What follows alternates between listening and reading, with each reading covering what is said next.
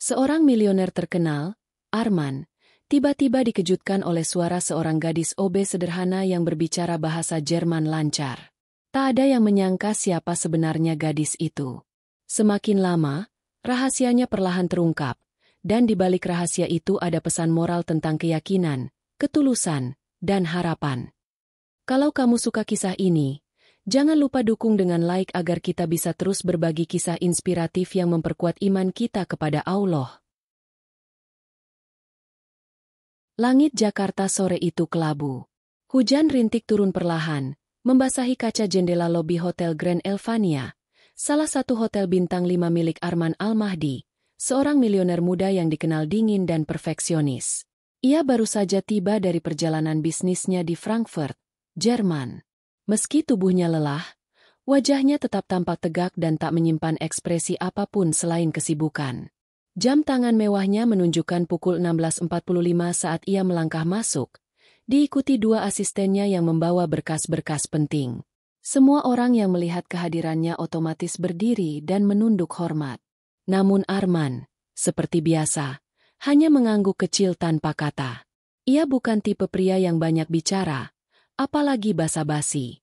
Baginya, waktu adalah emas, dan kesederhanaan hanyalah selubung orang-orang yang tidak bekerja cukup keras. Tiba-tiba, di tengah lobi yang elegan dan sunyi itu, terdengar suara seorang wanita muda. Bukan sekadar suara, tapi rangkaian kalimat lancar dalam bahasa Jerman, fasih, penuh artikulasi, dan nada percaya diri. Arman spontan menghentikan langkahnya. Ia menoleh ke arah suara itu, begitu juga semua orang di sekitarnya. Di sudut dekat tangga marmer, tampak seorang gadis muda berpakaian seragam petugas kebersihan hotel. Ia berdiri dengan tangan masih memegang kain pel, berbicara dengan seorang tamu asing. Tamu itu pria parubaya berjas abu, tampak bingung sebelumnya, namun kini wajahnya berseri karena komunikasi mereka yang mengalir lancar. Gadis itu tersenyum sopan, menyampaikan arahan kepada tamu tersebut, sebelum menunduk sedikit dan kembali memegang kain pelnya. Seolah tak terjadi apa-apa. Namun justru itulah yang membuat semua terdiam. Sorobe, berbicara dalam bahasa Jerman, dengan kefasihan setingkat penutur asli, di tengah lingkungan hotel tempat hanya segelintir staf punya ijazah kuliah, Arman tidak berkata sepatah pun, namun matanya mengunci pada gadis itu. Ia bukan orang yang mudah terkesan.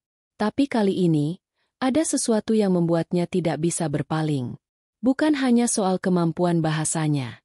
Bukan pula karena keindahan wajah sang gadis, yang meskipun polos, punya ketenangan yang aneh. Seperti seseorang yang sedang menyembunyikan samudra di balik senyuman. Asisten saya saja yang sekolah di luar negeri nggak sefasih itu.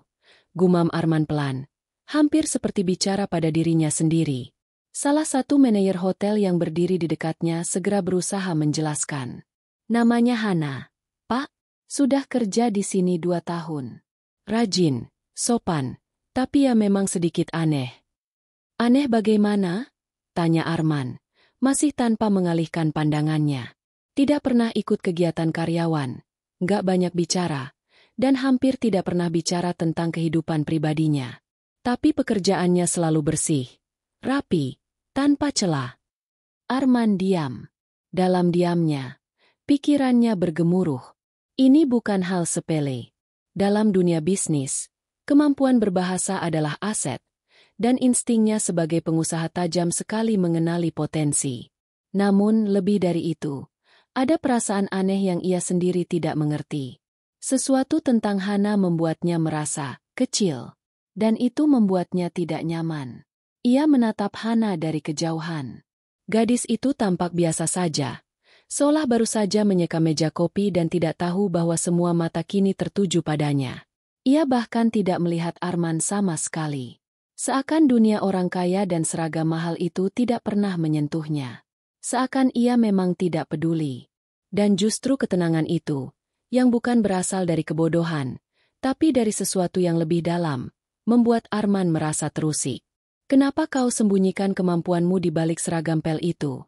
Batinnya bertanya, namun tidak berani mengucapkannya. Saat itu pula, suara adzan maghrib terdengar samar dari masjid kecil di seberang jalan. Dalam refleks, Hana berhenti dari pekerjaannya. Ia melihat ke arah jam dinding, lalu berjalan pelan menuju ruang ganti. Tangannya menggenggam sajadah kecil yang tergantung di gerobak pel miliknya. Sekali lagi, tanpa melihat siapapun, tanpa meminta izin pada siapapun, Arman hanya bisa mengikuti langkahnya dengan pandangan tajam. Ia belum pernah merasa serendah ini dalam hidupnya. Seorang gadis OB yang memilih sholat ketimbang menyambut sorotan dunia membuatnya bertanya, apa sebenarnya nilai seorang manusia? Uang? Gelar? Atau sesuatu yang tak terlihat?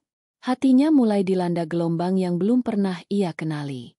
Ia tidak tahu kenapa, tapi nama gadis itu tertancap di kepalanya. Hana. Di matanya, dia bukan lagi OB, tapi teka-teki. Dan ia benci teka-teki yang belum bisa dipecahkannya. Saat Hana menghilang di balik lorong staf, Arman berdiri terpaku. Ia tahu satu hal, pertemuan ini bukan kebetulan. Dan ia tidak akan membiarkannya berlalu begitu saja. Malam itu, Arman tidak bisa tidur. Kamar presidential suite yang biasa jadi tempat paling nyaman baginya. Malam itu justru terasa seperti penjara mewah yang hampa. Lampu-lampu remang bertebaran di dinding berlapis emas. Aroma terapi lavender melayang pelan di udara. Tapi pikirannya tak bisa tenang. Bayangan Hana terus menghantuinya. Satu-satunya yang berani tidak melihat ke arahnya. Saat semua orang berebut perhatian darinya. Seorang gadis OB, dengan mata jernih tapi tak mudah dibaca. Tutur kata lembut tapi penuh wibawa. Seolah membawa dunia yang sama sekali berbeda ke dalam hidup Arman yang steril dan terstruktur. Ia memandangi laptopnya yang terbuka. Di layar, terpampang riwayat staf Hotel Grand Elvania. Arman telah meminta data personal semua OB malam itu. Sesuatu yang biasanya tidak ia pedulikan. Tapi kali ini berbeda. Hana bukan sekadar pegawai. Ia seperti pintu, menuju sesuatu yang tak bisa dijelaskan. Data Hana Fadila. Usia, 26 tahun. Alamat, kos-kosan sederhana di kawasan belakang hotel. Pendidikan terakhir, SMA. Status keluarga, yatim piatu. Hanya itu. Tak ada informasi lebih lanjut. Terlalu bersih. Terlalu kosong. Dan justru karena itulah terasa janggal. Arman mengetuk-ngetuk meja kayu jatinya. Mencoba mengurai logika. Tidak mungkin gadis ini cuma lulusan SMA. Bahkan translator profesional pun butuh waktu bertahun-tahun untuk mencapai kefasihan seperti itu. Lalu dari mana dia belajar? Gumamnya. Keesokan paginya, Arman bangun lebih awal dari biasanya. Ia turun ke dapur hotel tanpa pengawalan. Sesuatu yang belum pernah ia lakukan sebelumnya. Para staf tercekat melihatnya. Tapi Arman tak peduli. Ia hanya bertanya satu hal kepada kepala dapur. Hana masuk pagi ini. Sudah dari subuh. Pak, tadi ikut bantu di pantry. Jawab kepala dapur dengan gugup. Arman mengangguk dan berjalan sendiri ke area belakang hotel. Lorong-lorong sempit itu dipenuhi aroma pembersih lantai dan suara alat pel. Di ujung lorong, ia melihat sosok yang ia cari. Hana sedang duduk di bangku kecil, membuka bekal sarapan, nasi putih, telur dadar, dan sedikit sambal. Wajahnya tenang, tanpa riasan, dan tampak jauh lebih muda dari usianya. Hana! Gadis itu menoleh perlahan, tidak terkejut, hanya memiringkan kepala sedikit. Seolah menunggu apa yang akan keluar dari mulut pria kaya itu. Saya ingin bicara, ujar Arman tegas. Bicara tentang apa, Pak? Suaranya jernih, tenang, bahasa Jerman. Sejenak, Hana hanya diam. Matanya tidak menghindar, tapi juga tidak menantang. Hanya stek. Lalu ia menjawab, saya hanya membantu tamu yang kesulitan. Dari mana kamu belajar? Sedikit dari buku, sedikit dari nasib, jawab Hana pendek, lalu menunduk, menyuap makanannya lagi. Arman merasa diremehkan. Bukan karena kata-katanya, tapi karena ketenangannya. Ia bukan gadis biasa. Itu pasti. Tapi kenapa menyembunyikan sesuatu yang seharusnya bisa mengubah hidupnya? Kamu sadar kamu bisa dapat pekerjaan lebih layak dengan kemampuanmu itu? Kamu tidak harus ngepel lantai, tekan Arman. Hana meletakkan sendoknya. Semua pekerjaan itu layak, Pak. Tergantung siapa yang menjalaninya. Saya nggak pernah merasa kecil karena ngepel lantai. Tapi saya akan merasa hina kalau meninggikan diri hanya karena bisa bicara bahasa asing. Arman terdiam. Dadanya sesak oleh jawaban itu. Ia terbiasa memerintah. Terbiasa membuat orang kagum atau takut. Tapi kali ini, ia ditundukkan oleh kalimat sederhana dari seorang wanita yang hidup di lorong belakang hotelnya sendiri. Ia pergi dari sana tanpa berkata apa-apa lagi.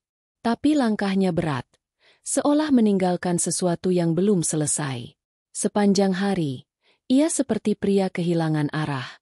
Saat rapat dengan investor Jepang, pikirannya melayang. Saat makan siang dengan menteri, tangannya hanya menggenggam sendok tanpa menyuap makanan. Bahkan saat asistennya menyampaikan kabar tentang lonjakan saham perusahaannya, ia hanya mengangguk tanpa minat. Satu pertanyaan mengendap kuat dalam benaknya. Siapa sebenarnya Hana Fadila? Ia mencoba menyelidiki. Mencari di media sosial. Tak ada. Memeriksa CCTV kantor pusat tempat Hana mungkin pernah muncul. Nihil. Bahkan saat menyuruh HRD menyelidiki riwayat pendidikan Hana, hasilnya nihil. Seakan gadis itu muncul begitu saja ke dunia, lalu memilih menyapu lantai dan membersihkan kaca. Namun justru di situ letak kekuatan misterinya. Setiap kali Arman mengingat senyuman Hana yang penuh ketenangan, ada rasa iri. Iri pada seseorang yang bisa sebegitu damainya dengan hidup yang sederhana. Sementara ia, dengan semua kekayaan, koneksi, dan pengaruh, tak pernah benar-benar merasa tenang. Malam berikutnya, ia kembali menatap langit dari balkon kamarnya. Jakarta di bawah sana berkilau dengan lampu kota. Tapi semua itu terasa dingin. Kenapa aku merasa kosong? Bisiknya. Ia belum pernah merenung sedalam ini. Tidak sejak ayahnya meninggal 10 tahun lalu. Tidak sejak ia memutuskan menggantikan posisi ayahnya dan menjadikan dirinya simbol kesuksesan. Tapi kini, semua pencapaian itu terasa hampa. Dan saat itu juga, ia teringat satu hal, ketika Hana meninggalkan pekerjaannya hanya demi menjawab adzan, tanpa ragu, tanpa takut kehilangan pekerjaan. Seolah ia tak bergantung pada dunia, tapi kepada sesuatu yang jauh lebih besar dari itu. Seketika dadanya berdesir. Mungkinkah gadis itu punya sesuatu yang selama ini ia cari, tapi tak pernah ia temukan? Ia tidak tahu. Tapi satu hal pasti, ia takkan bisa berhenti sebelum tahu siapa sebenarnya Hana Fadila. Dan kenapa seseorang seperti dia bisa lebih kaya secara batin dibanding semua triliun yang ia simpan. Pagi itu matahari bersinar terang, tapi hati Arman justru mendung. Ia berdiri di depan jendela ruang kantornya di lantai atas, memandangi taman kecil hotel tempat Hana biasanya membersihkan bangku-bangku taman. Pandangannya kosong, tapi pikirannya penuh. Semalam, ia akhirnya membuat keputusan. Ia akan menguji Hana.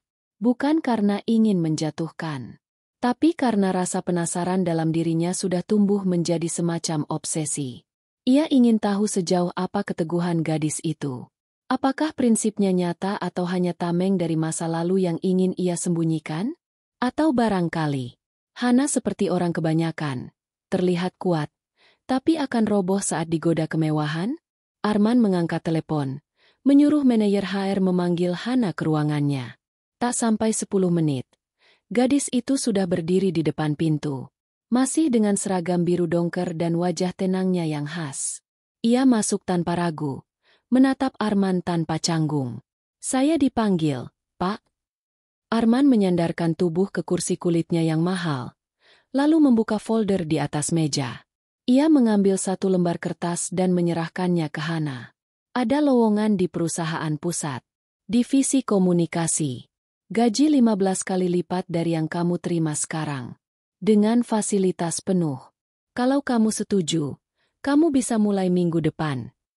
Hana membaca kertas itu sekilas. Tangannya diam, matanya tidak bergerak. Tapi Arman, yang sudah hafal membaca ekspresi orang, tahu, gadis ini sedang menimbang sesuatu di kepalanya. Namun saat ia membuka mulut, bukan kegembiraan yang keluar. Bukan pula rasa terkejut. Yang muncul justru kalimat yang membuat dada Arman sesak. "Terima kasih, Pak. Tapi saya menolak." Arman menatapnya tajam. "Kenapa?" "Saya tidak mencari naik jabatan. Saya hanya ingin bekerja dengan tenang." "Ini bukan soal jabatan, Hana. Ini peluang. Kamu bisa ubah hidupmu. Kamu layak dapat yang lebih dari ngepel lantai." Hana menghela napas. Tatapannya lurus. Suaranya tetap tenang. "Apa artinya hidup yang lebih, Pak? Kalau artinya hanya soal gaji, gedung megah, atau pakaian mahal, saya sudah pernah melihat itu. Dan saya tidak menemukannya membuat saya tenang." Arman bangkit dari kursi. Untuk pertama kalinya dalam percakapan itu, emosinya meletup. Orang seperti kamu, dengan kemampuan kayak gitu, lebih banyak dibutuhkan di atas. Jangan buang waktumu di tempat seperti ini. Kamu bisa bantu banyak orang dengan gaji besar. Hana mengangguk pelan. "Dan saya sedang melakukannya, Pak." Arman terdiam. Kata-kata itu menghantamnya seperti badai. "Apa maksudmu?" "Saya tetap bisa membantu, meski tidak terlihat. Bukan karena posisi, tapi niat. Dan saya pernah berjanji pada diri saya tidak akan menukar ketenangan yang sudah Allah beri, hanya demi status atau uang." Suasana ruang itu hening. Hanya suara detik jam dinding yang terdengar. Arman terduduk kembali. Kepalanya penuh dengan hal yang tidak bisa ia terima. Bagaimana mungkin seseorang menolak tawaran sefantastis itu? Bagaimana mungkin keteguhan itu tidak rapuh? Ia menatap Hana, kali ini dengan sorot berbeda. Bukan marah. Bukan kagum, tapi semacam kekalahan. Batin Arman, yang selama ini berdiri di atas ego dan kemenangan, untuk pertama kali runtuh dalam diam. "Saya pamit kalau tidak ada yang perlu dibahas lagi, Pak." Arman hanya mengangguk pelan. Saat pintu tertutup kembali, ia menunduk. Tangannya menggenggam kertas tawaran kerja itu. Dikerutkan, dilempar ke tempat sampah. Apa yang barusan terjadi? Ia merasa seperti orang asing di ruangannya sendiri.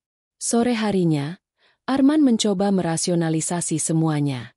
Mungkin Hana takut. Mungkin ia trauma. Mungkin ia sedang menjalankan strategi agar dinilai langka. Tapi semakin ia mencoba mencari logika, semakin pikirannya lelah. Arman mengambil mobilnya sendiri, tanpa sopir. Ia menyusuri jalanan Jakarta. Tak tentu arah. Jiwanya gelisah. Ia menepi di sebuah masjid kecil. Bukan untuk sholat. Ia bahkan tak ingat kapan terakhir kali ia benar-benar khusyuk dalam ibadah. Tapi hari itu, ada sesuatu yang menariknya. Ia duduk di tangga masjid. Melihat anak-anak kecil berlari-lari dengan pakaian lusuh. Tapi tertawa. Seorang ibu tua membagikan nasi bungkus. Seorang pria muda sedang membersihkan sandal-sandal di rak. Dan ia, Arman, seorang milioner, duduk di sana tanpa tahu arah hidup. Ia menunduk. Untuk pertama kalinya dalam hidupnya, ia merasa sangat miskin.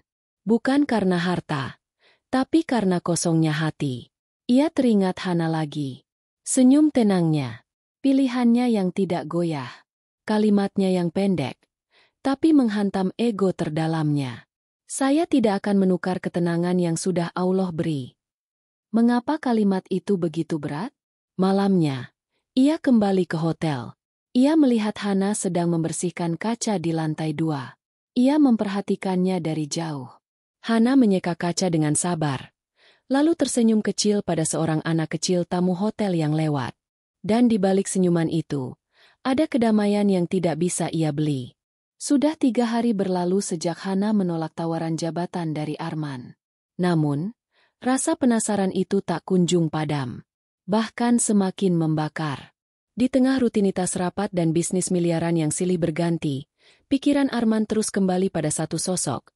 Gadis OB yang memilih lantai basah dan bayaran kecil, dibanding kemewahan dan nama besar. Dan malam itu, Arman duduk sendiri di ruang kerja pribadinya.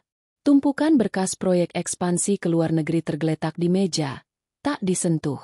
Ia hanya menatap layar laptop, membuka folder yang ia beri nama Hana F. singkatan dari Hana Fadhila. Ia telah mengutus salah satu tim investigasi pribadinya untuk menelusuri jejak Hana. Bukan untuk menjatuhkan, tapi untuk memahami. Karena Arman mulai merasa, pencarian ini bukan sekadar tentang Hana, tapi tentang dirinya juga. Laporan awal masuk. Arman membuka file itu. Pandangannya tajam. Napasnya pelan. Subjek, Hana Fadhila. Alamat, kos sederhana, kamar 1B. Pemilik kos, Ibu Suminah. Pernah tinggal di Semarang. Lalu pindah ke Jakarta 3 tahun lalu. Tidak punya akun media sosial. Tidak punya jejak pendidikan formal di luar negeri. Namun, ditemukan beberapa buku Jerman klasik dan catatan tangan dalam bahasa Arab, Inggris, serta Jerman di kamarnya. Arman menyipitkan mata. Buku Jerman klasik, gumamnya, dan catatan dalam bahasa Arab. Ia men-scroll ke bawah. Satu hal mencurigakan. Di perpustakaan kampus luar negeri tertentu, nama Hana Fadhila pernah tercantum sebagai peserta diskusi daring internasional. Tapi data itu sudah dihapus dari sistem. Terlalu rapi. Arman bersandar di kursinya. Kali ini, jantungnya berdegup lebih cepat. Hana bukan gadis biasa. Bahkan lebih dari sekadar jenius. Ia, seperti seseorang yang sedang bersembunyi. Dari dunia. Atau dari masa lalu. Arman berdiri. Ia tak bisa menunggu. Malam itu juga, ia memutuskan pergi ke kos Hana. Tak peduli dianggap melanggar privasi. Ia hanya butuh satu hal. Jawaban. Malam mulai larut ketika mobil Arman berhenti di gang kecil di bilangan Jakarta Selatan. Ia turun sendiri. Beberapa anak kecil menatapnya heran. Seorang ibu tua di warung pinggir jalan berseru lirih. Wah, tamu gede ini. Ia mengetuk pintu kos sederhana itu. Seorang wanita paruh baya keluar. Mengenakan daster dan kerudung tipis. Ibu Suminah? Tanya Arman sopan. Betul, Nak. Ada apa ya? Saya ingin tanya soal salah satu penghuni kos. Hana Fadhila. Ibu Suminah menatapnya curiga. Tapi setelah Arman menyebut identitasnya sebagai pemilik hotel tempat Hana bekerja, ekspresinya melunak. Oh, si Hana. Anak baik. Sangat tertutup. Tapi suka bantu. Sering bayar listrik lebih dari seharusnya. Pernah bantu saya obati kaki waktu keseleo. Padahal saya nggak minta. Arman tersenyum kecil. Tapi kemudian bertanya. Dia pernah cerita soal keluarganya. Ibu Suminah menggeleng. Enggak pernah. Cuma saya pernah dengar dia nangis malam-malam. Bacain surat. Saya nggak ngerti bahasanya. Tapi rasanya sedih sekali. Kayak rindu sesuatu yang jauh. Arman menunduk. Hatinya mulai sesak. Ia bertanya lagi. Apakah dia punya tamu? Atau pernah didatangi seseorang mencurigakan? Ibu Suminah berpikir sejenak. Lalu berkata. Beberapa bulan lalu, ada pria bule. Tinggi. Rambut putih. Dia nanya soal Hana. Tapi Hana nggak ada. Dan pria itu ninggalin kertas. Kertas? Tanya Arman cepat. Ibu itu masuk ke dalam dan kembali membawa sebuah amplop kusam. Saya simpan ini. Takut penting. Arman membukanya. Di dalamnya ada potongan artikel koran lama, berbahasa Jerman. Ada foto seorang pria tua berjanggut tipis, mengenakan peci hitam. Judulnya samar, tapi terbaca. Der Professor, der seinen Glauben versteckte. Profesor yang menyembunyikan imannya. Arman terpaku. Di bawah judul itu tertulis nama, Profesor Abdul Malik Weiss. Dan di bagian pojok bawah artikel, foto kecil seorang gadis remaja sangat mirip Hana. Tangan Arman gemetar. Ia membuka ponselnya, meminta penerjemah profesional mengartikan isi artikel dalam waktu 1 jam. Ia menunggu di mobil. Jantungnya terus berdetak cepat. Saat hasil terjemahan tiba, ia membacanya perlahan. Profesor Malik Weiss, salah satu akademisi terkemuka bidang linguistik di Berlin, ditemukan wafat secara mendadak tahun lalu. Dalam wawancara terakhirnya, Ia mengungkap bahwa ia telah menjadi Muslim secara diam-diam selama 20 tahun. Ia menyembunyikan keislamannya demi keselamatan putrinya, yang kini identitasnya tidak diketahui. Profesor ini dikenal sangat menghormati nilai-nilai Islam dan banyak membantu komunitas Muslim minoritas.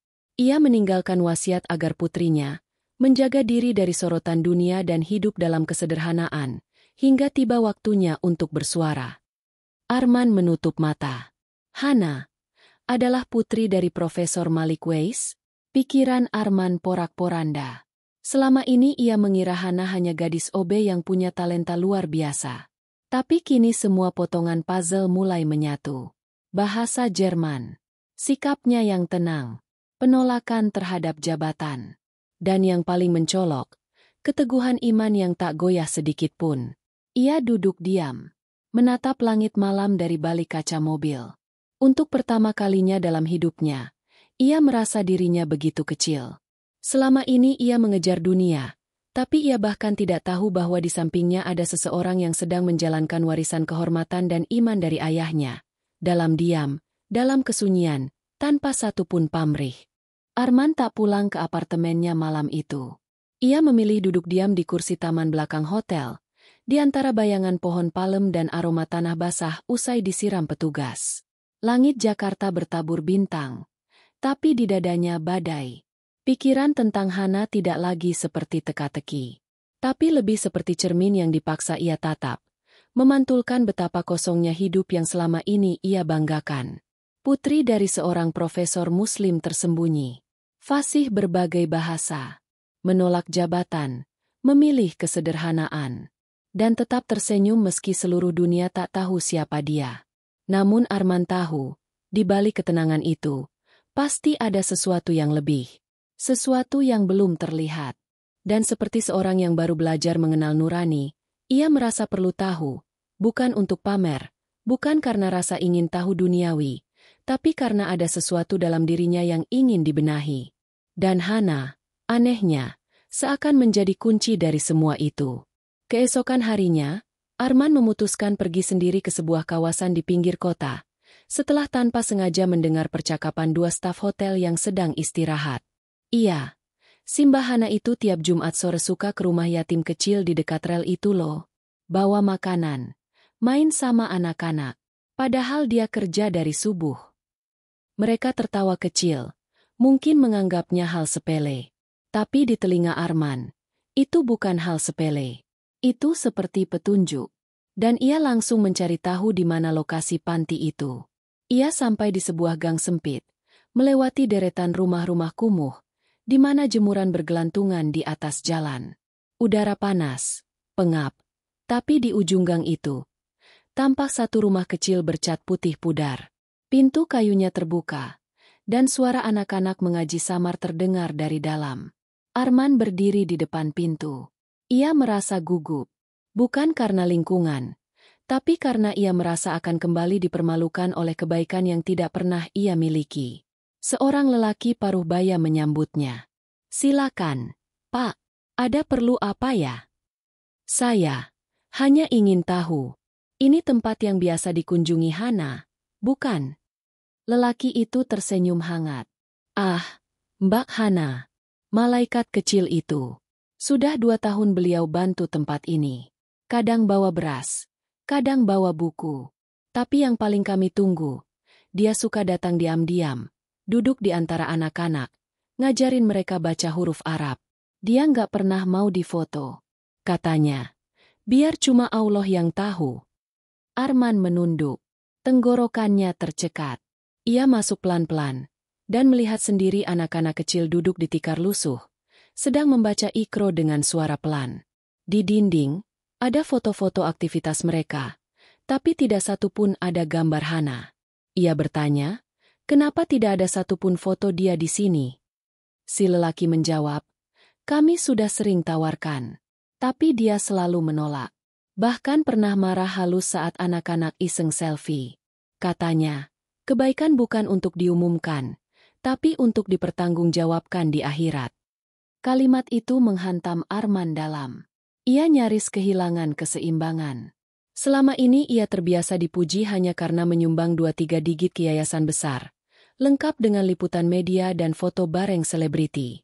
Tapi di hadapannya kini, ia menyaksikan cara seseorang memberi tanpa suara. Memberi bukan karena ingin dilihat, tapi karena ingin dicintai oleh zat yang tak terlihat. Hatinya runtuh. Di tengah tangisan diamnya, ia melihat seorang anak perempuan kecil menghampiri. "Om, kenalkah Hana?" tanyanya polos. Arman mengangguk. "Kenal sedikit." Anak itu tersenyum. "Kak Hana pernah bilang, kalau kita sayang Allah, kita harus bantu orang lain walau orang itu nggak tahu kita bantu." Arman tertunduk. Kepalanya seperti dipukul palu berkali-kali. Ia ingin berteriak. Ingin minta maaf pada dirinya sendiri yang selama ini buta. Sore itu, saat kembali ke hotel, ia berhenti di lobi. Di sana, Hana sedang menyapu lantai. Pandangannya tetap tenang, seolah tak terjadi apa-apa. Ia tak tahu bahwa Arman baru saja menyaksikan sebagian kecil dari kebaikan yang selama ini ia sembunyikan. Arman menghampiri, tapi kali ini, tak ada nada tinggi, tak ada pertanyaan menusuk. Hanya tatapan lelah yang jujur. "Hana." Gadis itu menoleh. "Ya, Pak." Arman menatap mata itu. Mata yang tak pernah meminta apa-apa, tapi memberi terlalu banyak. "Kamu sudah bantu terlalu banyak orang. Tapi nggak ada yang tahu." Hana hanya tersenyum kecil. "Kalau semua orang tahu, nanti hati saya bisa lupa siapa yang saya cari. Saya takut Ria. Pak, saya takut. Kebaikan saya justru menjauhkan saya dari Allah." Kata-kata itu bukan hanya menyentuh, tapi menghancurkan benteng yang selama ini ia bangun dari emas, pujian, dan kesombongan. Air mata nyaris jatuh dari mata Arman, tapi ia tahan.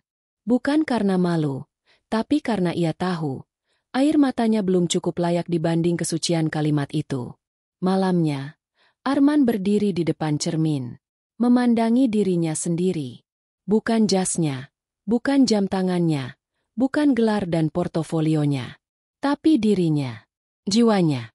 Dan untuk pertama kali dalam hidupnya, ia bertanya dengan tulus, "Apa aku pernah melakukan kebaikan yang hanya diketahui Allah?" Dan ia tak bisa menjawab. Malam itu Jakarta terasa lebih sunyi dari biasanya. Angin menyusup masuk dari celah balkon kamar Arman, membawa dingin yang tak bisa dihangatkan bahkan oleh selimut mewah sekalipun. Ia duduk di tepi ranjang, tangan mencengkeram lembaran laporan bisnis yang tak lagi menarik perhatiannya. Sudah lebih dari 1 jam ia membaca ayat yang sama dari sebuah mushaf kecil yang baru saja dibelinya. Tapi tak satu pun menembus relung hatinya. Bukan karena tak mengerti arti, tapi karena dadanya penuh gemuruh yang tak bisa dijelaskan. Ia menutup mushaf itu pelan, menghela napas panjang. Di dalam diamnya, bayangan Hana terus muncul.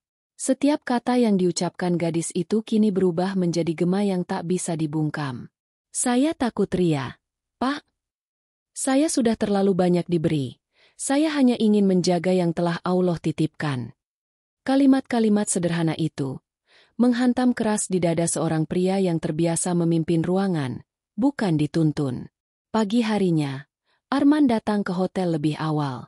Ia tidak mengenakan jas formal, hanya kemeja putih yang biasa ia pakai saat mengunjungi lokasi proyek. Tapi kali ini, bukan proyek yang hendak ia awasi. Ia mencari Hana. Namun tak seperti biasanya. Gadis itu tidak terlihat. Bahkan manajer shift pagi pun tidak tahu keberadaannya. Arman merasa ada yang janggal. Baru ketika sore menjelang, Hana tampak muncul dari ruang laundry. Wajahnya sedikit pucat, tapi tetap tenang. Ia membawa keranjang penuh handuk, berjalan perlahan ke arah lift layanan. Tapi Arman memanggilnya lebih dulu. "Hana, tunggu." Gadis itu menoleh. Tak ada kejutan di wajahnya. Hanya sepasang mata yang menunggu penjelasan. "Aku ingin bicara. Sebentar saja." "Silakan, Pak." Mereka duduk di sudut taman belakang hotel, tempat Arman sebelumnya menenangkan dirinya. Arman membuka percakapan dengan suara yang sedikit lebih rendah dari biasanya. "Kamu masih menolak tawaran naik jabatan?" Hana menatapnya. Kalau niatnya masih sama seperti sebelumnya, iya. Bagaimana kalau bukan jabatan, tapi tanggung jawab? Hana diam. Tapi matanya menunjukkan bahwa ia mendengarkan dengan sungguh-sungguh. Aku ingin kamu memimpin program CSR baru perusahaan. Fokus ke pendidikan yatim dan pembangunan pesantren kecil. Kamu nggak harus muncul di media. Nggak perlu bicara di depan umum. Kamu hanya mengelola. Di balik layar. Sesuai yang kamu mau. Arman tahu, tawarannya kali ini bukan untuk menguji, tapi karena benar-benar butuh.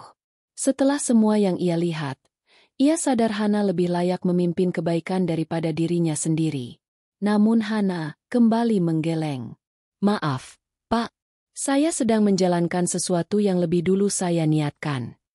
Janji? Tanya Arman. Ya, janji pada Allah. Arman menunduk. Kali ini ia tak menyembunyikan rasa kecewa. Tapi bukan karena ditolak. Melainkan karena ia sadar, dirinya belum pernah seteguh itu dalam menepati janji pada Tuhannya. Apa kamu nggak pernah tergoda, Han?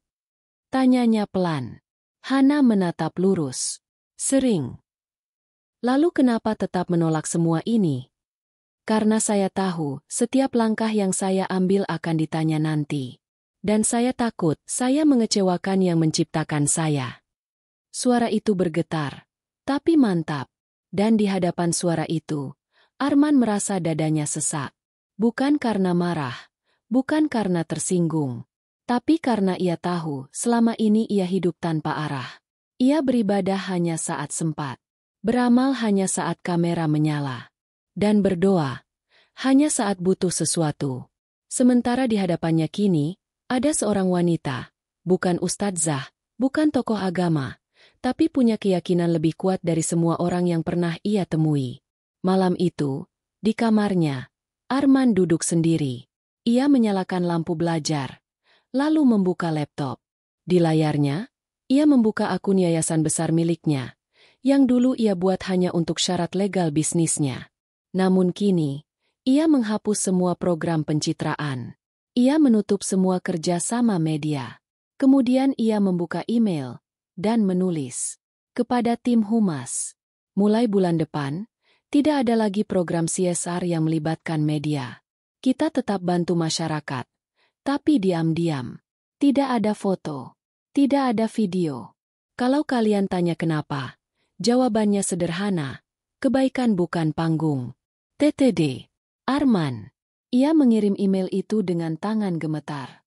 Tapi setelahnya dadanya terasa lebih ringan. Namun semua ini bukan tanpa gejolak. Di sisi lain, tekanan dari Dewan Direksi mulai muncul. Mereka mempertanyakan kenapa Arman terlalu banyak membuat keputusan sosial. Kenapa ia membekukan kerjasama eksklusif dengan media besar? Kenapa ia tampak melunak? Arman mulai melihat bahwa jalan yang dipilih Hana bukan jalan yang sunyi, tapi jalan yang penuh badai diam. Malam-malamnya makin sering ia isi dengan membuka mushaf, meski belum seluruh isinya ia pahami. Kadang hanya memandangi ayat-ayat itu sambil merenung. Apakah semua ini hanya perasaan sesaat? Ataukah memang Allah sedang mengetuk pintu hatinya? Dan setiap kali ia mulai ragu, wajah Hana muncul di benaknya. Bukan wajah lembutnya, tapi kekuatan di balik setiap pilihannya. Suatu malam, Arman kembali melihat Hana duduk sendirian di musola kecil belakang hotel. Sajadah digelar, air wudhu masih menetes di dahinya. Wajahnya menghadap kiblat, mata terpejam. Arman tak berani mendekat. Tapi dari jarak itu, ia tahu wanita itu sedang bercakap dengan Tuhannya. Dan Arman merasa, ia hanya tamu dalam dunia yang tak pernah ia masuki. Dan saat Hana selesai sholat, ia tak langsung berdiri. Ia berdoa cukup lama. Tak bersuara, tapi air matanya jatuh. Lalu, dengan pelan ia menyapu wajahnya. Dan berdiri. Sebelum pergi, Hana memandangi sajadahnya sebentar. Lalu membisikkan sesuatu yang tak terdengar. Tapi Arman tahu itu bukan permintaan dunia. Itu permintaan yang tak bisa dijawab siapapun, selain Allah. Hujan turun deras malam itu, mengguyur kaca jendela ruang kerja Arman. Kilat menyambar sesekali, menyibak langit Jakarta yang kelam. Namun di dalam ruang itu, badai yang jauh lebih besar tengah melanda hati seorang pria yang hidupnya selama ini didekap oleh kemewahan, ego, dan kebanggaan dunia. Laporan tambahan tentang Hana akhirnya tiba. Arman duduk di hadapan layar laptop. Napasnya pelan namun berat. Ia tahu, sekali ia buka file itu, tak akan ada jalan mundur. Tapi ia juga sadar, kebenaran tak pernah menunggu kesiapan seseorang untuk diterima. Tangannya mengeklik file bernama Data Tertutup, Protokol 70. File itu berasal dari kontak lama Arman di Eropa, seorang kolega yang dulu pernah bekerja sama dengannya dalam investasi pendidikan internasional. Pria itu diam-diam mengakses arsip kampus tua di Berlin dan sebuah lembaga hak asasi manusia yang tercatat memiliki koneksi dengan ayah Hana. Dan saat file itu terbuka, dunia Arman runtuh. Nama, Hana Fadila Malik Weiss. Status, saksi kunci pengadilan internasional, kelas Soviet. Peran, penerjemah rahasia, pelapor pelanggaran HAM atas komunitas muslim minoritas di Eropa Timur. Risiko, tinggi. Perlindungan, direkomendasikan identitas disamarkan. Lokasi tidak dipublikasikan. Aktivitas disederhanakan. Catatan tambahan, subjek memilih hidup sederhana sebagai bagian dari wasiat almarhum Profesor Malik Weiss. Menolak suaka dan perlindungan formal. Menolak fasilitas.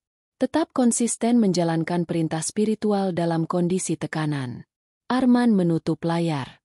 Kepalanya menunduk. Tenggorokannya tercekat seolah menelan bara. Di dalam dadanya, ada gelombang rasa bersalah yang menghantam keras dan tak memberi ruang untuk membela diri. Ia berdiri. Langkahnya goyah. Ia menatap pantulan dirinya di kaca jendela. Mata yang selama ini tajam, kini tampak kosong. Bibirnya bergetar. Ia mencoba berbicara, tapi tak ada suara keluar. Bagaimana mungkin ia, Arman Al-Mahdi, yang selama ini dielu-elukan sebagai pemuda pengusaha sukses, ternyata selama berminggu-minggu berdiri di samping seorang pejuang kemanusiaan, tanpa tahu siapa sebenarnya dia? Lebih dari itu, bagaimana mungkin ia pernah mencoba, menawarkan, kehidupan mewah kepada seseorang yang diam-diam telah mengorbankan kehidupannya sendiri demi melindungi orang-orang yang tak punya suara? Pikiran Arman berlari ke semua percakapannya dengan Hana. Keteguhannya, sikap diamnya, senyuman ringannya. Bukan karena ia lugu, tapi karena ia sedang menyimpan rahasia besar yang tak ingin disentuh siapapun. Arman ingat ketika ia bertanya, "Kamu nggak pernah tergoda?" Dan Hana menjawab, "Sering." Kini, Arman mengerti. Bukan karena godaan itu tak ada. Tapi karena Hana melawan semuanya demi mempertahankan satu hal. Janji. Janji pada ayahnya. Janji pada dirinya. Janji pada Allah. Arman terduduk kembali. Tangannya menggenggam rambut. Ia ingin marah pada dirinya sendiri. Ingin memutar waktu dan bersujud memohon maaf karena pernah meragukan seseorang yang ternyata jauh lebih mulia dari apapun yang bisa ia beli dengan uang. Keesokan paginya, Arman datang ke hotel lebih awal. Tapi hari itu, langkahnya berat. Bukan karena tubuh lelah, tapi karena hati yang hancur. Ia mencari Hana, tapi tak menemukan jejaknya. Ia menuju musola kecil di belakang hotel, tempat Hana biasa menyepi. Tapi tempat itu kosong. Ia duduk di sana. Lama. Lalu berdiri. Berjalan ke ruang ganti staf. Masih tak ada. Ia mulai cemas. Ia bertanya pada manajer lantai. "Hana ada?" "Belum terlihat, Pak. Tapi semalam saya lihat dia sempat menyapu halaman, meskipun hujan." Arman segera menuju taman. Dan di sana, di bawah pohon yang basah, ia menemukan sajadah kecil. Masih lembab, seolah baru saja digunakan. Di atasnya, selembar kertas terlipat. Arman mengambilnya. Tangannya gemetar. Ia membuka perlahan. Tulisan tangan Hana, halus dan tegas. "Bapak Arman, maaf bila saya telah menolak banyak hal. Bukan karena saya sombong, tapi karena saya sedang menjaga sesuatu yang bukan milik saya. Saya pernah menjadi saksi untuk banyak kebohongan dunia. Saya melihat manusia disiksa hanya karena iman. Dan saya satu-satunya yang lolos. Saya janji pada almarhum ayah saya untuk hidup sederhana. Untuk tidak membiarkan dunia menarik saya kembali ke pusaran kesombongan dan kekuasaan. Terima kasih telah menghormati saya. Jangan cari saya. Jangan puji saya. Jika Bapak benar-benar ingin tahu siapa saya, maka temukan Allah. Karena hanya Dia yang benar-benar mengenal saya. Hana Fadila. Arman menjatuhkan kertas itu ke dada. Ia menutup mata dan menangis. Tangis seorang pria yang untuk pertama kalinya mengakui bahwa ia selama ini hidup hanya untuk dirinya sendiri. Tangis seorang jiwa yang akhirnya sadar, ada makna yang lebih besar dari sekadar angka di rekening atau angka di grafik saham. Tangis seorang manusia yang akhirnya paham bahwa mengenal seseorang bukan lewat data, tapi lewat nurani. Transisi ke bab selanjutnya. Dan sejak hari itu, Arman tidak pernah sama. Tapi pencarian baru saja dimulai. Karena untuk pertama kalinya, ia ingin tahu bukan siapa Hana, tapi siapa dirinya di hadapan Allah. Langit sore itu memerah. Bukan merah yang indah, tapi merah yang menyakitkan. Seolah alam sendiri sedang menahan air mata yang tak bisa dijatuhkan. Hana duduk di lantai kayu musola kecil, memeluk lutut, menatap dinding putih di hadapannya tanpa benar-benar melihat. Sajadah sudah terlipat. Al-Quran kecil tergeletak di sampingnya. Tapi hatinya tidak berada di situ. Ia sedang terlempar jauh ke masa lalu, ke dunia yang sudah ia kunci rapat bertahun-tahun, tapi kini kembali membuka pintunya. Berlin, 3 tahun lalu. Di sebuah ruang sidang internasional dengan penjagaan ketat, Hana duduk sebagai satu-satunya saksi yang tersisa dari pembantaian terhadap komunitas Muslim minoritas di perbatasan Eropa Timur. Ia tidak datang sebagai korban. Ia datang sebagai penerjemah. Tapi di tengah sidang, ia membuka mulutnya sebagai manusia. Di hadapan para jaksa dan pengacara, ia menggambarkan bagaimana ayahnya, Profesor Malik Weiss, diam-diam membangun jaringan bantuan untuk komunitas Muslim yang ditindas secara sistematis. Bagaimana mereka dikucilkan, ditahan tanpa pengadilan, bahkan disiksa karena ketahuan menyimpan mushaf.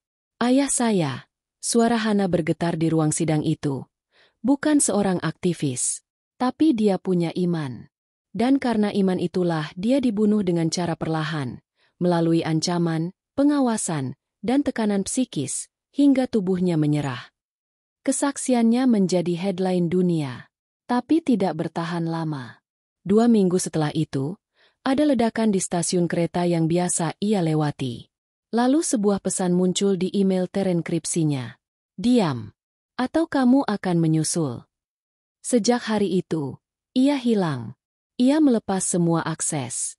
Menanggalkan identitas. Meninggalkan bahasa, kebiasaan, dan sejarahnya. Ia memilih menjadi tidak terlihat untuk tetap hidup. 3 tahun berlalu. Dan kini semua itu kembali mendekat. Beberapa hari setelah suratnya ia tinggalkan untuk Arman, Hana mulai merasakan sesuatu yang aneh. Ada pria asing yang beberapa kali berdiri terlalu lama di depan hotel. Beberapa telepon masuk dengan nomor tak dikenal. Dan yang paling membuatnya gemetar, ada satu paket tanpa nama di depan pintu musola. Di dalamnya, hanya satu benda, salinan surat kabar yang pernah memuat wajahnya dalam sidang. Hana tahu, waktu persembunyiannya hampir habis. Ia masuk ke kamarnya malam itu dengan langkah berat. Di dinding, ada peta kecil Indonesia. Di sudut meja, ada kumpulan amplop berisi tabungannya. Dan di bawah tempat tidur, sebuah kotak kayu berisi 2 barang yang tak pernah ia buka lagi sejak kepergian ayahnya. Sepucuk surat tangan dan salinan wasiat terakhir. Dengan tangan gemetar, Hana membuka kotak itu. Ia membaca surat ayahnya perlahan, seperti pertama kali. Jika kau membaca ini, berarti aku sudah tak bisa lagi melindungimu. Jangan cari nama. Jangan kejar dunia. Jadilah seperti air yang mengalir, tak terlihat, tapi membawa kehidupan. Dan ketika waktunya tiba, kamu tahu apa yang harus kamu lakukan. Jangan takut. Ingatlah, siapapun yang berjalan di jalan Allah, tidak pernah sendiri. Air mata Hana jatuh, satu demi satu. Tapi ia tidak menangis karena takut. Ia menangis karena tahu. Waktu untuk diam telah selesai. Sementara itu, Arman tidak tinggal diam. Sejak menerima surat Hana, hidupnya berubah drastis. Ia mulai mendatangi pesantren-pesantren kecil yang dulu tak pernah ia lirik. Ia membatalkan kontrak dengan perusahaan media yang hendak mempublikasikan program sosialnya. Dan ia mulai menyedekahkan sebagian besar hartanya, tanpa nama. Namun, di tengah perubahan itu, ada satu hal yang membuatnya terus resah, keberadaan Hana. Ia mencarinya secara diam-diam. Menggunakan tim internalnya, bukan sebagai pengusaha, tapi sebagai seseorang yang kehilangan arah saat cahaya itu menghilang. Beberapa hari kemudian, salah satu timnya mengabari, Hana terlihat di terminal bus antar kota. Membawa satu ransel kecil. Tujuannya tidak diketahui. Arman mengejar.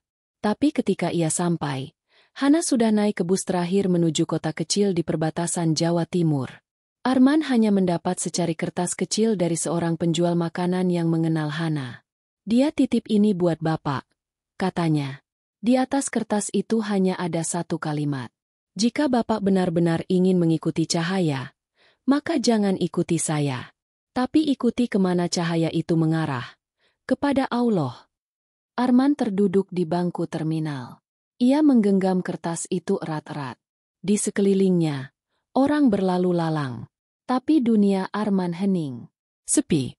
Satu-satunya suara yang ia dengar adalah degup hatinya, yang tak pernah bergetar sekeras ini seumur hidupnya. Ia tidak tahu harus kemana. Tapi untuk pertama kalinya, ia merasa ia tidak perlu tahu.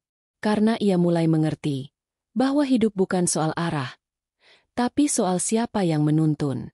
Dan selama ini, ia selalu mengikuti dirinya sendiri. Subuh itu, sunyi benar-benar meraja. Angin menyelinap masuk dari celah jendela kamar, membawa aroma embun dan ketenangan yang aneh. Arman duduk sendirian di lantai ruang kerjanya, bersandar pada dinding. Jam tangan mahalnya tergeletak di meja. Layar laptop yang biasanya sibuk menyala kini redup, nyaris padam. Ia baru saja selesai membaca ulang surat kecil dari Hana, yang ia temukan di terminal bus beberapa hari lalu. Setiap kata dalam surat itu tak lagi hanya dibaca oleh matanya, tapi diserap oleh hatinya. Jika Bapak benar-benar ingin mengikuti cahaya, maka jangan ikuti saya, tapi ikuti kemana cahaya itu mengarah, kepada Allah. Dan kalimat itu, seperti membongkar seluruh bangunan hidup yang selama ini ia bangun, dari pujian, reputasi, angka, dan tepuk tangan. Ia bertanya dalam hati, kalau aku mati malam ini, apa yang akan kubawa menghadap Allah? Pertanyaan itu membuat tengkuknya dingin. Tangannya berkeringat. Ia menunduk. Dunia yang dulu terasa luas kini terasa sempit. Gedung-gedung pencakar langit yang ia miliki, kendaraan mewah, saham yang terus naik, semuanya mendadak kehilangan makna. Ia menatap ke arah sudut ruangan, tempat mushaf kecil pemberian ibunya dulu tergeletak. Bertahun-tahun tidak ia sentuh. Kini, seperti memanggil-manggilnya untuk membuka. Perlahan, ia mengambilnya. Tangannya gemetar saat membuka halaman pertama. Hatinya berdetak cepat. Namun saat membaca ayat-ayat itu, air matanya jatuh begitu saja. Bukan karena ia paham seluruh maknanya, tapi karena untuk pertama kalinya, ia membaca bukan untuk tahu, tapi untuk kembali. Hari-hari berikutnya, Arman mulai berubah. Bukan secara mencolok, tapi dari hal-hal kecil. Ia mulai datang ke masjid kecil dekat rumahnya, duduk paling belakang. Tak ada satpam yang membuka jalan. Tak ada pengawal. Ia hanya pria biasa, dengan langkah pelan dan wajah yang mulai menua karena berpikir terlalu dalam. Beberapa jemaah sempat menoleh. Sebagian terkejut. Tapi Arman tak peduli. Ia hanya ingin sujud. Dan ketika keningnya menyentuh sajadah, ia merasa ringan. Seluruh beban hidup yang tak pernah bisa ditumpahkan ke siapapun, malam itu seolah luruh dalam satu isakan. Ampuni aku, ya Allah. Doa itu ia ulang berkali-kali. Hingga dadanya sesak, hingga matanya sembab, hingga bahunya bergetar. Ia tak peduli suara siapa yang mendengarnya. Karena malam itu, ia tidak sedang berbicara sebagai Arman Al-Mahdi, milioner muda tapi sebagai hamba yang hilang arah, dan baru menemukan peta yang selama ini ia tolak. Perubahan Arman bukan hanya spiritual, tapi juga praktikal. Ia membubarkan semua bentuk program sosial perusahaan yang berorientasi publisitas. Ia mengganti fokus perusahaannya dari ekspansi bisnis luar negeri menjadi penyokong pendidikan, kemandirian ekonomi pesantren, dan bantuan kemanusiaan di wilayah konflik. Ia tak mencantumkan namanya di spanduk, tak mengundang media. Dan ketika salah satu pengurus yayasan bertanya, "Kenapa kita nggak tunjukin ke media, Pak? Biar banyak yang tahu dan terinspirasi." Arman menjawab dengan suara pelan, "Yang perlu tahu, sudah tahu. Yang lain, biarlah mengenal kita dari diam." Setiap malam, ia menghabiskan waktu membaca sirah Nabi, belajar pelan-pelan makna solat, wudhu, dan zakat. Kadang ia menangis. Bukan karena terluka, tapi karena baru sadar. Ia hidup selama ini dalam kesombongan yang dibungkus pencapaian. Dan dari seluruh perubahan itu, satu hal yang paling menyayat hatinya adalah kenyataan bahwa Hana tak ada di sisinya menyaksikan ini semua. Pada suatu siang, setelah menyelesaikan pertemuan kecil dengan santri-santri dari pesantren yang ia bantu renovasi, Arman duduk di bawah pohon. Seorang ustadz tua yang memimpin pesantren itu menghampirinya, membawa secangkir teh hangat. "Ananda kelihatan lelah," kata ustadz itu. Arman tersenyum samar. "Saya nggak tahu, Pak Ustadz, saya ini berubah karena benar-benar ingin berubah, atau hanya karena merasa kehilangan seseorang yang membuat saya ingin jadi lebih baik." Ustadz itu menatapnya. "Lama. Kadang Allah mempertemukan kita dengan seseorang bukan untuk memilikinya, tapi untuk menemukan diri kita yang sebenarnya." Kalimat itu masuk pelan ke hati Arman, tapi menggema begitu lama. "Lalu kalau dia tidak pernah kembali?" tanya Arman. Ustadz itu menepuk bahunya. "Kalau perubahanmu hanya karena dia, maka kamu akan runtuh kalau dia pergi. Tapi kalau karena Allah, maka kamu akan tetap berdiri meski semua orang hilang." Arman menunduk. Air mata jatuh satu persatu. Ia sadar perubahan sejati bukan yang bergantung pada orang lain, tapi yang bertahan meski dalam sepi. Malam itu, Arman menulis sesuatu di buku catatannya, hal yang belum pernah ia tulis sebelumnya. "Aku tidak tahu apakah Hana akan melihatku lagi. Tapi jika tidak, aku ingin dia tahu bahwa dirinya telah menyelamatkan satu jiwa. Bukan dengan pelukan, bukan dengan janji, tapi dengan keteladanan yang diam. Aku mencari Hana, tapi aku temukan Allah. Dan itu cukup." Hari itu, Arman berdiri di tengah aula perusahaannya yang telah ia ubah menjadi pusat pendidikan dan distribusi bantuan kemanusiaan. Gedung yang dulunya dihiasi lukisan mahal, kini berganti menjadi dinding-dinding sederhana dengan kaligrafi dan foto-foto dokumentasi kegiatan sosial. Tidak ada karpet merah, tidak ada media, tidak ada sorotan kamera. Hanya para santri, relawan, dan sebagian kecil masyarakat yang berkumpul dalam kesederhanaan. Hari itu adalah hari istimewa, peluncuran program pendidikan lintas daerah untuk anak-anak korban konflik. Dan Arman, untuk pertama kalinya dalam hidupnya, akan berbicara, bukan sebagai direktur utama, tapi sebagai seorang hamba yang ingin berbagi kebaikan secara diam-diam. Namun, ada satu harapan yang ia simpan dalam diam, bahwa Hana akan muncul. Selama berminggu-minggu ia menunggu. Mengirimkan kabar secara tidak langsung lewat relawan, menyebar pesan tanpa tekanan, hanya satu kalimat. Tak ada yang menunggu selain sebuah terima kasih yang tak bisa terucap. Jika kau ingin hadir, pintunya selalu terbuka. Tapi Hana tidak pernah muncul.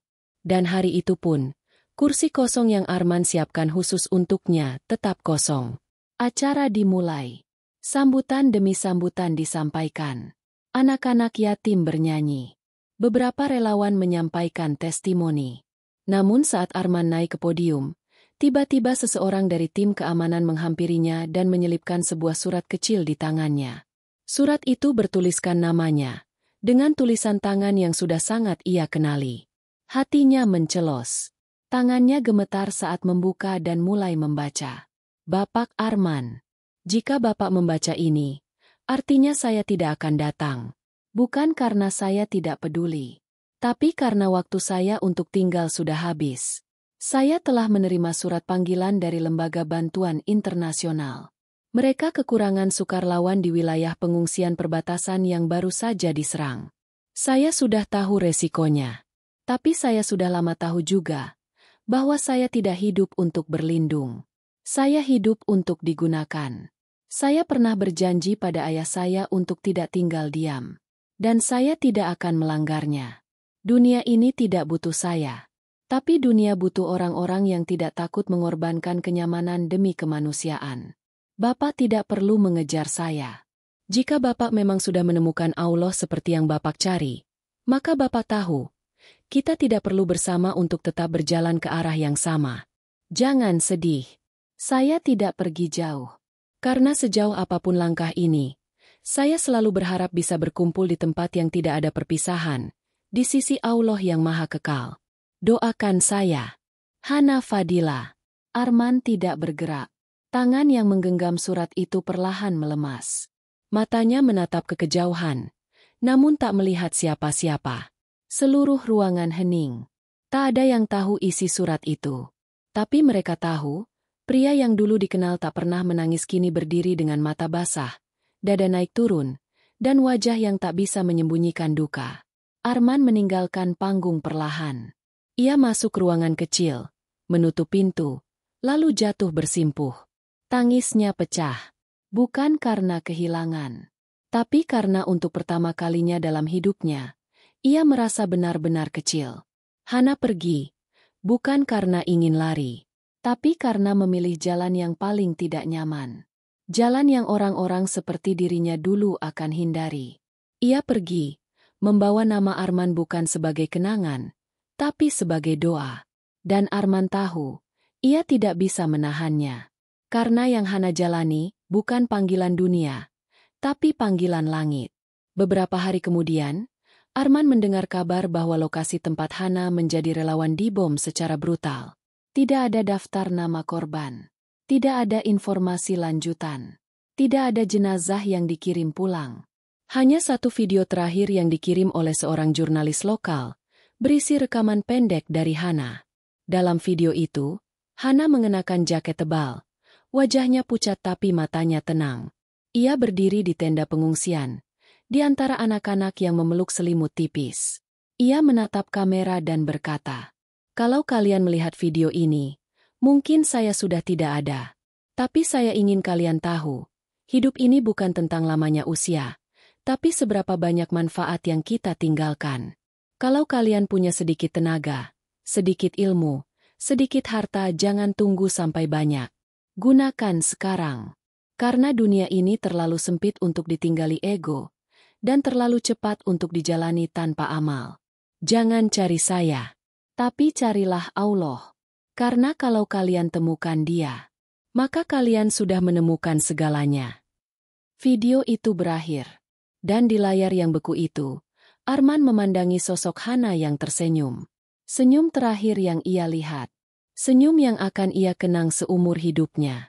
Beberapa bulan setelahnya, Arman menjual sebagian besar asetnya.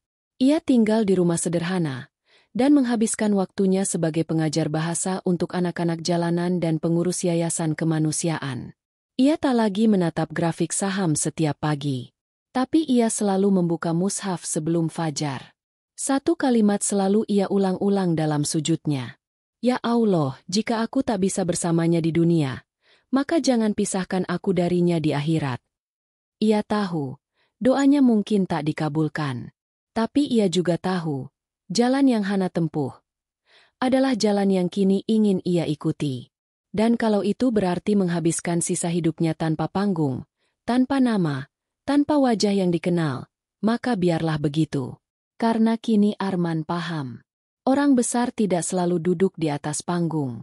Kadang, mereka menyapu lantai, memeluk anak yatim, dan pergi tanpa pamit tapi meninggalkan cahaya yang tak pernah padam.